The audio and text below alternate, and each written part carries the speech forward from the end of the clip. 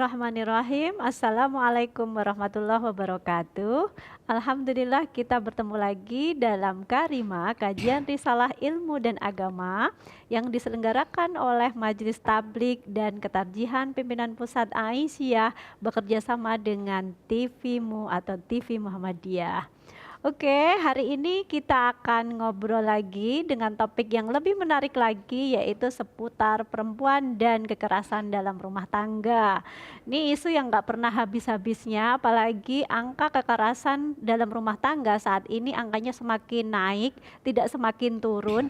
Nggak tahu ini kenapa, apakah karena memang impact dari adanya pengesahan undang-undang kekerasan dalam rumah tangga, sehingga makin banyak perempuan yang berani untuk speak up atau berbicara, karena adanya jaminan pelindungan hukum. Nah, untuk lebih jelasnya kita akan kupas tuntas materi ini bersama dengan perempuan hebat yang sudah hadir bersama kita, yaitu Ibu Dr. Asmar. Assalamualaikum Mbak Asmar. Waalaikumsalam warahmatullahi Sehat, Mbak? wabarakatuh, Mbak Sanda. Alhamdulillah sehat, Mbak Cerah Sanda. ceria. Alhamdulillah Mbak Sanda juga sehat toh? Iya. Iya. Mbak, kita harus tetap cerah ceria ya Mbak ya. Betul, Di tengah makin tingginya kasus kekerasan dalam rumah tangga. betul sekali. Mbak, ini kalau ngomongin kekerasan dalam rumah tangga, Hmm. sebenarnya kenapa sih Mbak ini angkanya kok makin tinggi? Sebenarnya Hmm. apakah karena memang banyak orang yang nggak ngerti apa itu Hmm. KDRT atau karena apa gitu? Hmm. Jangan-jangan emang banyak orang yang nggak paham Nggak apa paham. itu KDRT, baik itu Betul. pelakunya ataupun korbannya. Korban ya, Ini apa betul. Mbak kalau kita ngobrolin soal KDRT ini? Iya, kalau kita melihat angka tadi ya semakin tinggi. Ini tahun 2000 angka yang tahun 2002 ya, 2022 itu 25.000 lebih ya angka Itu yang terlapor. yang terlaporkan. Yang tahun sebelumnya 2021 21.000 sekian gitu. 2023 ini kita nggak tahu. Nah, jadi pemirsa dimanapun berada kita harus pahami dulu ya. Mungkin tadi kata Mbak Sana bahwa mungkin pelakunya nggak tahu apa itu KDRT dan juga korbannya juga nggak tahu apa itu KDRT gitu. Jadi kita lihat dulu definisi daripada KDRT. Jadi KDRT adalah kekerasan dalam rumah tangga, dan kekerasan dalam rumah tangga itu adalah perbuatan seseorang ya terutama kepada seseorang, terutama perempuan gitu dalam rumah tangga, yang menimbulkan penderitaan, kesengsaraan, baik itu secara fisik, seksual, psikologis gitu ya, bahkan dan atau penelantaran di dalam rumah tangga itu sendiri untuk melakukan perbuatan berbentuk ancaman atau menghambat kebebasan, dan tindakan itu tentunya melawan secara hukum itu dalam lingkup rumah tangga. Nah, siapa saja pelakunya, siapa saja korbannya, ya pasti dalam lingkup rumah tangga. Bisa pelakunya ayah, ibu, mertua, kemudian saudara, kakak dan sebagainya. Pekerja rumah tangga juga bisa, korbannya juga. Jadi pelaku dan korbannya adalah orang-orang yang terdekat. Artinya pelaku itu sebenarnya nggak hanya laki-laki ya Mbak ya, karena kan selama ini yang berkembang kalau kita bicara KDRT, asumsi yang berkembang itu adalah pelakunya adalah laki-laki, terutama adalah suami. Iya, padahal perempuan juga dalam apa ya, hasil ada data yang masuk itu kan, kalau kita lihat itu memang 79 sekian persen. Jadi ya 79,5% itu korbannya adalah perempuan gitu. Kemudian berarti 20% lebih sedikit aja itu 20,5% itu korbannya adalah laki-laki gitu. Tetapi laki-laki belum tentu adalah korbannya suami. Bisa saja laki-laki misalnya anak laki-lakinya gitu kan, seperti itu. Kemudian supirnya kah gitu kan, seperti itu. Dan ada juga yang memang korbannya adalah suami gitu. Jadi memang persentasinya kan jauh ya, sangat jauh dan pada umumnya memang korbannya adalah perempuan Oke, dan jadi memang anak. sampai detik ini memang perempuan terutama istri, Iya, kemudian asisten rumah tangga yang perempuan memang betul. banyak yang mengalami menjadi korban ya Mbak ya, korban Berkorban. KDRT. Iya betul. Nah Jadi Mbak, ini mm, supaya kita punya awareness, punya mm, kepekaan, mm, sebenarnya kalau kita bicara KDRT itu mm, contoh-contoh yang paling real sehingga kita mm, sadar, kita tahu setidaknya kita tahu, kemudian mm, kita sadar bahwa ini loh bagian dari KDRT sehingga kita tidak, betul. ketika kita istrinya naudzubillah ya Mbak, kita menjadi pelaku, kita juga ngerti, oh ini nggak bisa karena ini KDRT. Atau ketika ada Betul. korban, langsung bisa mengenali bahwa oh ini KDRT, nggak KDRT, bisa betul. dibenarkan. Nah, kira-kira gimana sih Mbak Ya, kita bisa mengenali? mengenali. Iya. Oke, gini. eh, Jenis-jenis KDRT itu kan ada ya, jadi bentuk-bentuknya. Jadi kekerasan terhadap perempuan dalam bentuk fisik, kemudian juga psikis, verbal, kemudian ekonomi gitu ya, penelantaran dan sosial gitu ya itu. Nah, jadi dikenali misalnya memukul gitu. Mungkin kalau sekali memukul karena khilaf gitu mungkin masih bisa, tetapi itu berulang-ulang gitu kan dan menyakiti gitu. Nah, berarti itu apalagi sampai lebam-lebam. apalagi sampai lebam-lebam. Nah, saya punya contoh kasus gini. Ada seorang ibu datang ke saya gitu, dalam keadaan biru-biru lebam bengkak wajahnya gitu ya. Dia bilang gini, Bu Asmar, tolong saya dong, saya itu hampir setiap malam dipukuli sama suami saya. Terus dia datang dalam keadaan biru gitu kan. Saya heran, setiap malam dipukuli suami. Ada apa ya dengan suaminya gitu. Kalau tidak ada pencetus kan tidak mungkin juga tiba-tiba si suami mukul gitu kan. Pasti ada pencetus nih yang membuat si suami memukul, sehingga ketika kita mau menghentikan perilaku kekerasan, kita harus tahu juga penyebabnya apa gitu, supaya jadi tidak hanya mengidentifikasi oh ini kekerasan, tetapi munculnya kekerasan juga harus digali sehingga jangan sampai pencetusnya ini terjadi sehingga tidak terjadi kekerasan kan gitu. Nah, ternyata coba Ibu jelaskan kronologisnya seperti apa, kok setiap malam suami Ibu memukul gitu ya, menampar dan sebagainya. Ternyata suaminya pemabuk.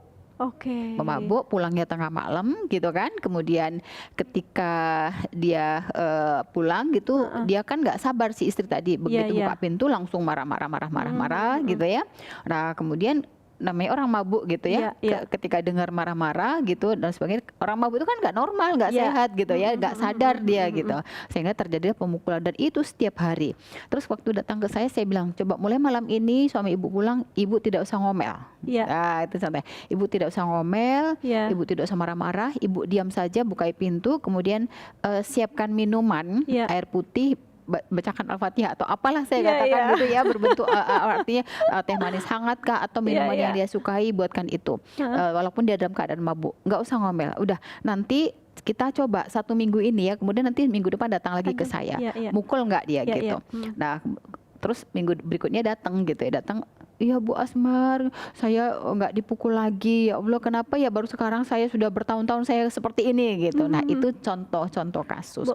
Tapi kan ini ya Mbak ya, bukan berarti kemudian pemukulan yang dilakukan dalam kondisi mabuk itu juga dibenarkan atau dimaklumi kan ya, tetap itu bisa masuk sebagai kategori KDRT. Apalagi dia pulang malam, tengah malam, itu kan juga pengabaian gitu ya. Pengabaian artinya perampasan hak-hak, harusnya kan dia pulang artinya sebagai memenuhi kewajibannya, hak istrinya ada kan gitu kan. Itu kan juga masuk dalam KDRT. Jadi tidak hanya fisik itu tadi, tetapi kan ketika dia pulang malam mabuk dan uang hasil pencariannya itu digunakan untuk kepentingan pribadi si suami dan tidak memberikan kepada istri karena istrinya juga bekerja, buka warung begitu, itu juga sudah masuk kategori penelantaran rumah tangga kan gitu. Kekerasan secara ekonomi, harusnya uangnya untuk belanja tetapi uangnya dibelikan untuk mabuk ya, minum-minuman seperti itu lah. Kalau sudah minum-minuman kan pastinya ya kita tahu sendirilah ya. Oke, Mbak Asmar. Sayangnya kita harus break sejenak karena mau ada yang lewat. Nanti kita lanjutin lagi ya.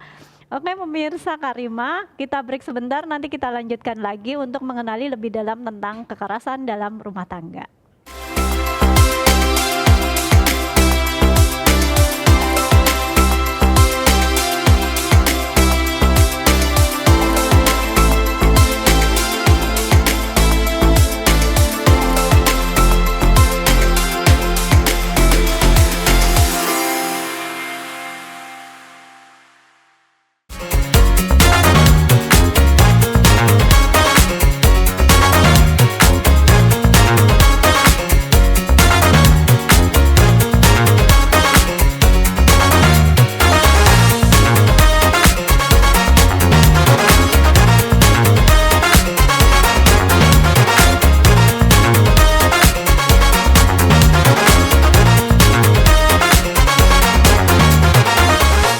are UAD.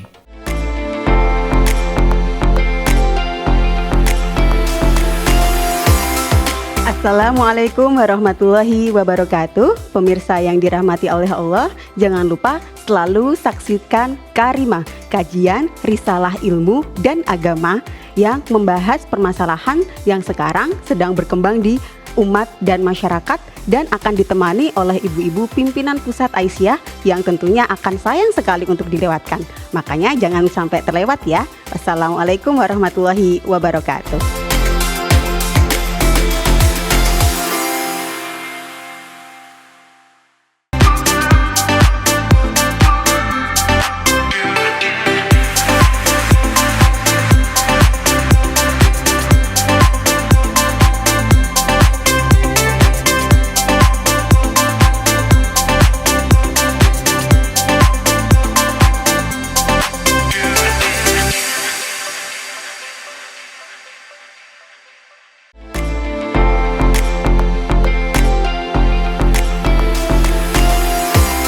Assalamualaikum warahmatullahi wabarakatuh. Sahabat Karimah dimanapun Anda berada, selamat menyaksikan, mengikuti Karimah, kajian Risalah Ilmu dan Agama di TV Muhammadiyah, TVmu yang akan membahas banyak hal berkaitan dengan kehidupan kita sehari-hari yang ada di sekitar kita. Assalamualaikum warahmatullahi wabarakatuh.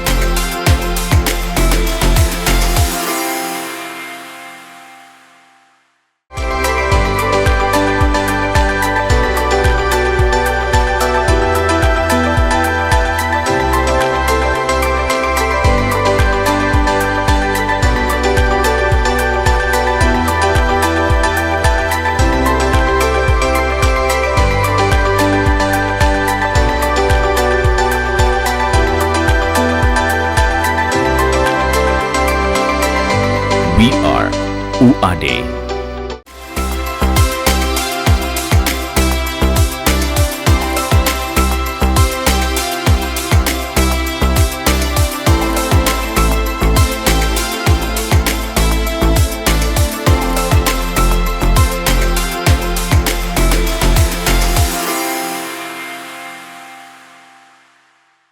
Kembali lagi bersama saya Sana Ulaili dan juga Mbak Asmar untuk ngobrolin lebih dalam tentang kekerasan dalam rumah tangga. Tadi Mbak Asmar sudah menjelaskan banyak sekali, berikut contoh-contohnya sebenarnya KDRT itu apa, terus kemudian bentuk-bentuknya seperti apa, sehingga kita menjadi lebih aware apakah kita masuk kategori sebagai pelaku ataukah sebagai korban. Nah, untuk selanjutnya kita akan kupas tuntas terkait dengan dampak KDRT. Nah, ini dampaknya apa, Mbak? Kalau kita bicara tentang dampak, apalagi tadi bentuknya macam-macam, mulai dari ekonomi, fisik, verbal, psikis, bahkan sosial, politik gitu. Nah, ini dampaknya apa, Mbak, kemudian yang kemudian akan dialami oleh korban?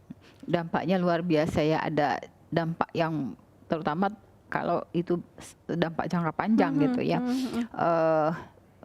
Pasti luka batin ya, jadi dia mengalami tentu gangguan psikologis ya, misalnya depresi, trauma gitu ya. Beberapa kasus misalnya yang saya tangani anak-anak SD gitu ya, anak-anak usia SD kok belajar, prestasi belajarnya rendah, si ibu datang ke saya kemudian dengan membawa anaknya, ternyata anaknya itu tadi korban kekerasan gitu.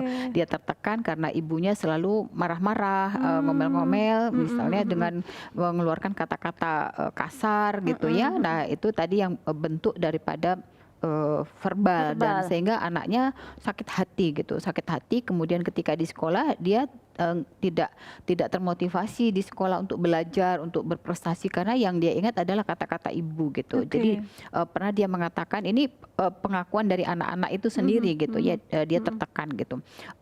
Apa yang membuat kamu tertekan gitu ya?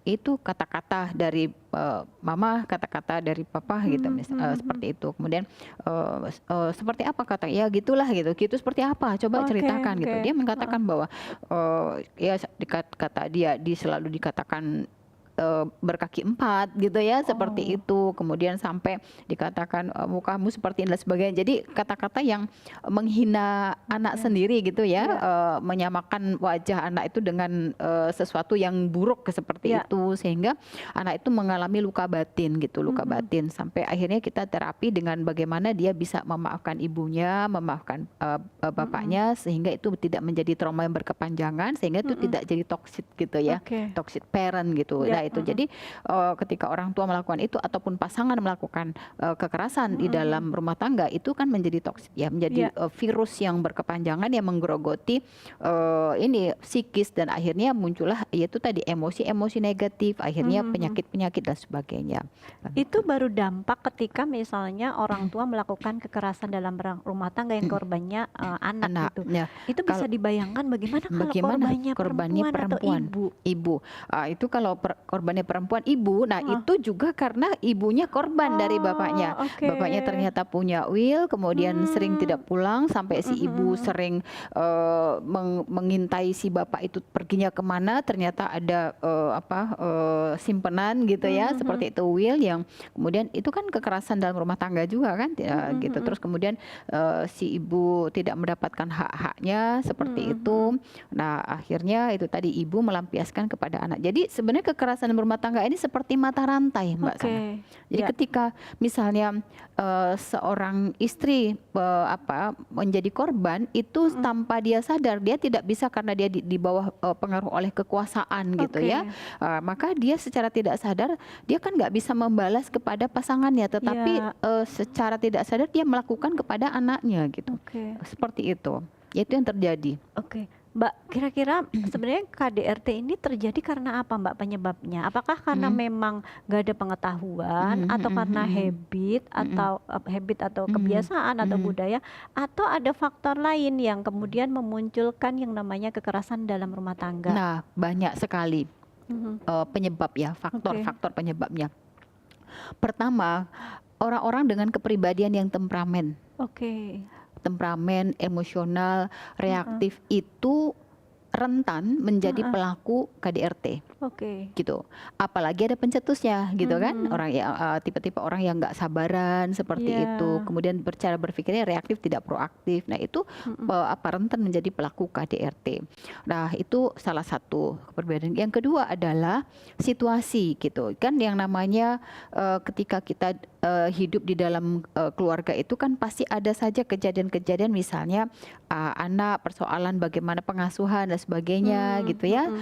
Itu juga ketika tidak sama satu visi misi, kemudian ketika tidak satu kata di dalam mendidik anak, itu juga menjadi pertengkaran gitu kan, pertengkaran akhirnya terjadi kekerasan juga gitu ya, seperti itu. Kemudian banyak faktor lain ya, seperti orang ketiga, ada will, ada pill gitu ya. Kemudian juga itu tadi kalau dalam rumah tangga selain tadi terhadap pasangan atau terhadap anak, juga terhadap asisten rumah tangga. Misalnya asisten rumah tangga pekerjaannya tidak sesuai dengan harapan tuannya gitu ya. Terus dia merasa dia sudah menggaji tapi kok tidak sesuai, langsung dia marah-marah. Itu kembali lagi kepada kepribadian gitu ya. Kepada kepribadian itu Mbak, tadi. kalau berdasarkan pengalaman Mbak Asmar ya Mbak ya, ini kan yang paling banyak terjadi, atau katakanlah pada umumnya ya, mungkin bukan banyak tetapi pada umumnya terjadi karena ada karakter ya, karakter yang dia temperamen, karakter dia emosional, suka marah. Artinya sebenarnya bisa jadi memungkinkan nggak sih, atau bisa jadi bahwa sebenarnya itu juga bagian dari dampak kekerasan yang dulu pernah dialami oleh si orang tua. Artinya ada apa sihnya, bekas luka batin yang nggak selesai sekali. Itu memungkinkan nggak sih Mbak? Mungkin sekali, dan itu berdasarkan saya meneliti kecil-kecilan gitu ya, berdasarkan kasus-kasus yang datang ke saya gitu. Pasangan laki-laki terutama ya kan, karena pelakunya tadi banyak pada umumnya laki-laki, 80% laki-laki.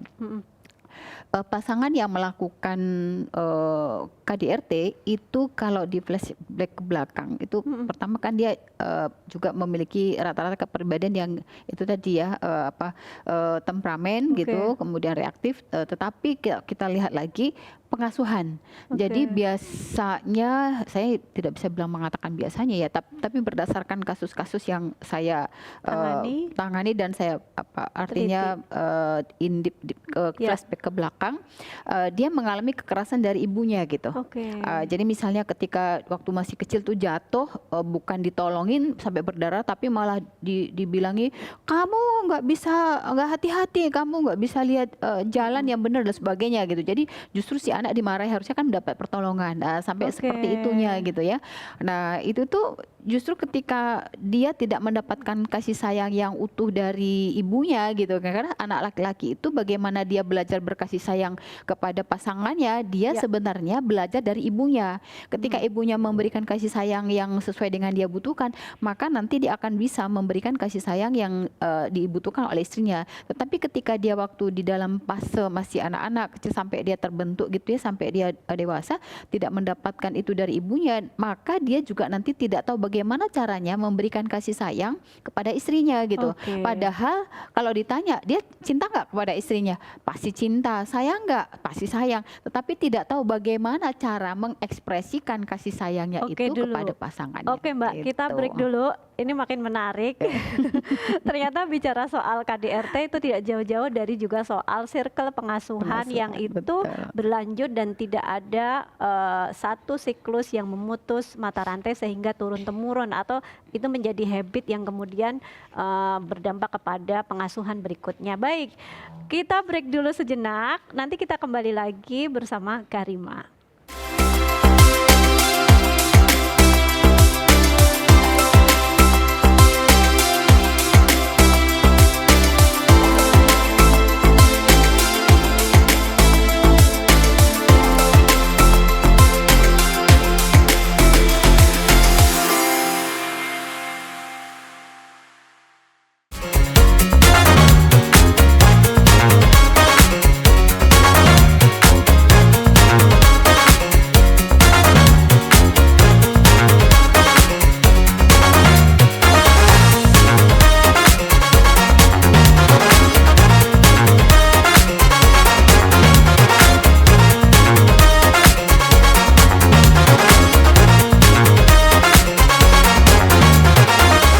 We are UAD.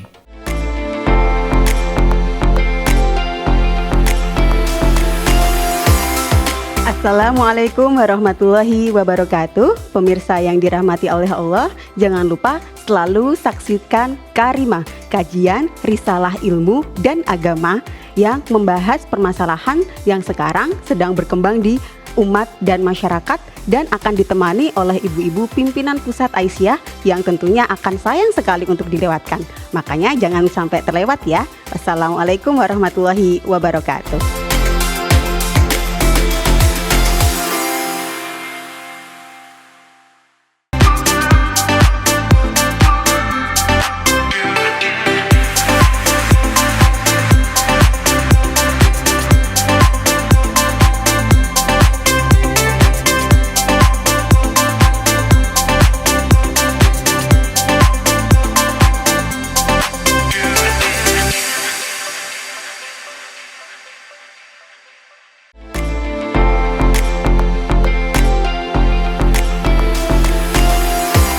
Assalamualaikum warahmatullahi wabarakatuh.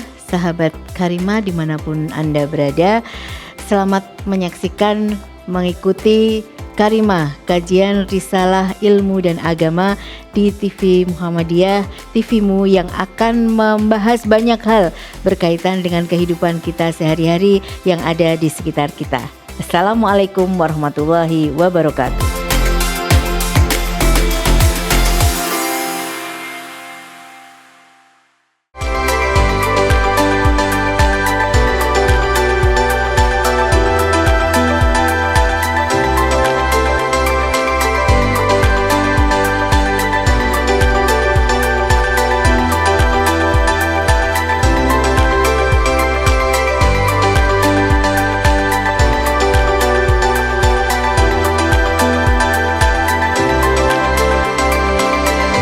We are UAD.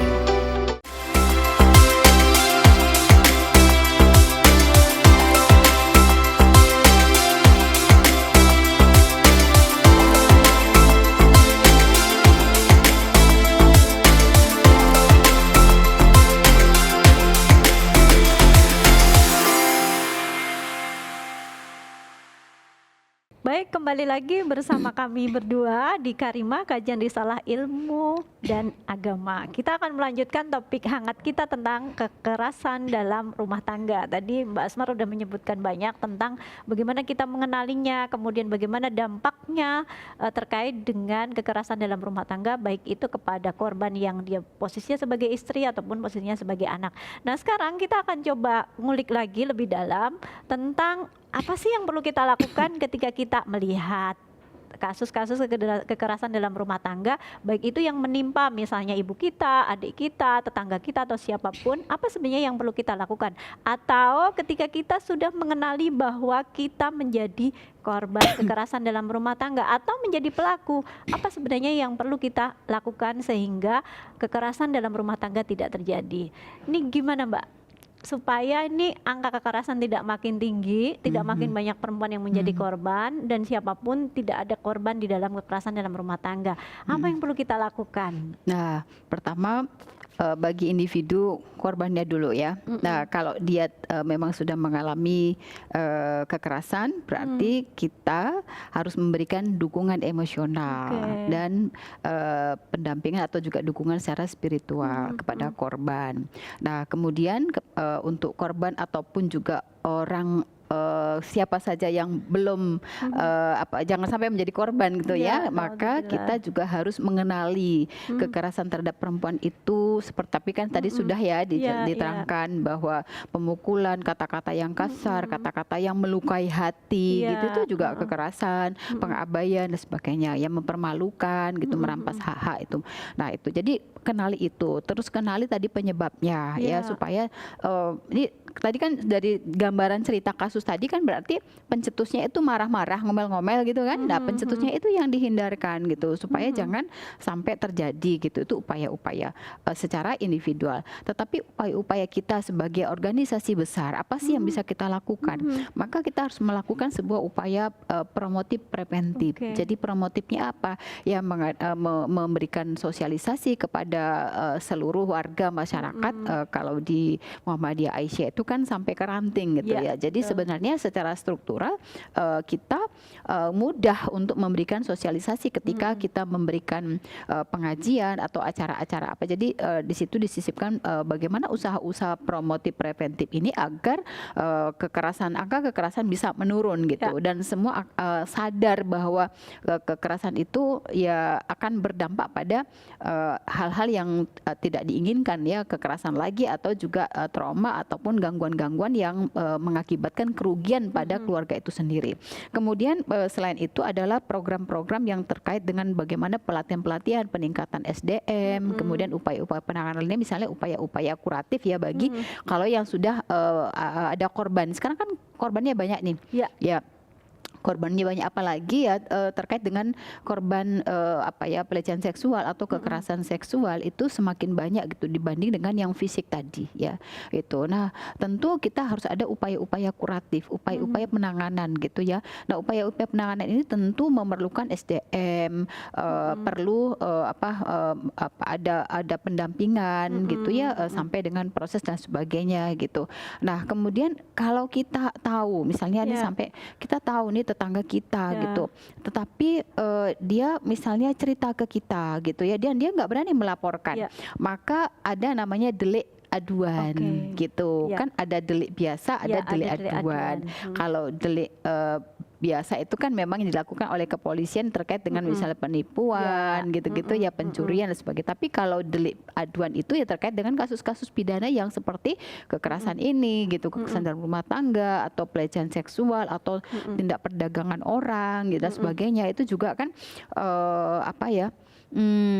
harus dengan persetujuan, persetujuan korban. Atau kita mengenai konsen ya, Mbak ya. Iya gitu, ada informed consent gitu. Kalau seandainya ibu atau Mbak mengalami ini takut dan sebagainya, kita dampingi, kemudian kita minta persetujuan dari dia untuk kita yang melaporkan. Seperti itu. Jadi itu namanya delik aduan. Boleh gitu. Tetapi tetap atas persetujuan daripada si korban. Karena memang ini kan kasus yang sangat privasi ya, private ya, apalagi terkait dengan pelecehan seksual gitu ya, di mana masyarakat itu kayak tabu dan sebagainya, aib dan sebagainya gitu ya. Padahal itu sangat-sangat membutuhkan pendampingan, dukungan emosional sampai dengan bentuk-bentuk terapi yang lebih komprehensif gitu untuk supaya dia kembali pulih mentalnya dan dia bisa produktif gitu. Kalau mentalnya sakit kan dia nggak bisa produktif tentunya, nggak bahagia dan akhirnya muncul tidak hanya penyakit-penyakit yang terkait dengan penyakit gangguan psikologis, tetapi juga lebih kepada nanti penyakit-penyakit yang lebih serius lagi gitu. Mbak, artinya kalau bicara penanganan, apa yang perlu kita lakukan terkait dengan KDRT yang kita lihat ataupun kita alami, sebenarnya ada dua langkah ya, langkah hukum ataupun non hukum. Artinya, tapi juga kedua-duanya semua harus menggunakan basis informed consent ya Mbak ya. Betul. Ya oke Mbak, kita waktunya terbatas. Padahal ini belum apa-apa. Belum apa-apa ya. Ini baru sampai kuratif, belum rehabilitatif lah. Rehabilitatifnya gimana gitu tuh. Jadi ini memang kayaknya butuh segmen lagi nanti. Karena ini sebenarnya obrolan yang cukup menarik dan terjadi di mana-mana, bahkan di lingkaran terdekat kita. Tapi apa daya, waktu kita terbatas. Oke Mbak, pesan untuk kita semuanya. Iya, baik. Kepada pemirsa dimanapun berada ya, ketahuilah bahwa kekerasan dalam rumah tangga adalah bentuk yang sangat tidak diperbolehkan ya dalam Islam, sehingga kita masing-masing harus bisa menjaga diri agar tidak menjadi pelaku kekerasan atau juga jangan sampai kita juga menjadi korban kekerasan.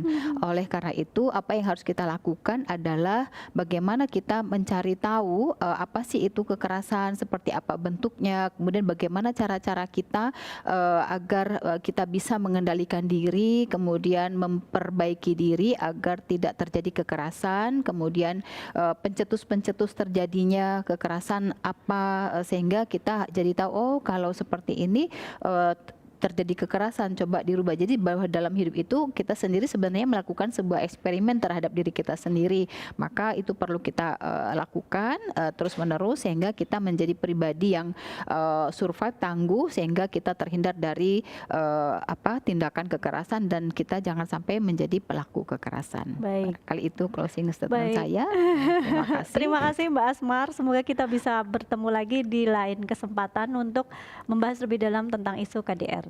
Iya. Baik, usai sudah acara Karimah, kajian risalah ilmu agama terkait dengan kekerasan dalam rumah tangga. Mari kita kenali kekerasan dalam rumah tangga sehingga kita tidak menjadi pelaku ataupun korban. Stop kekerasan terhadap perempuan, stop kekerasan dalam rumah tangga. Sekian, alhamdulillahirabbil alamin. Assalamualaikum warahmatullahi wabarakatuh.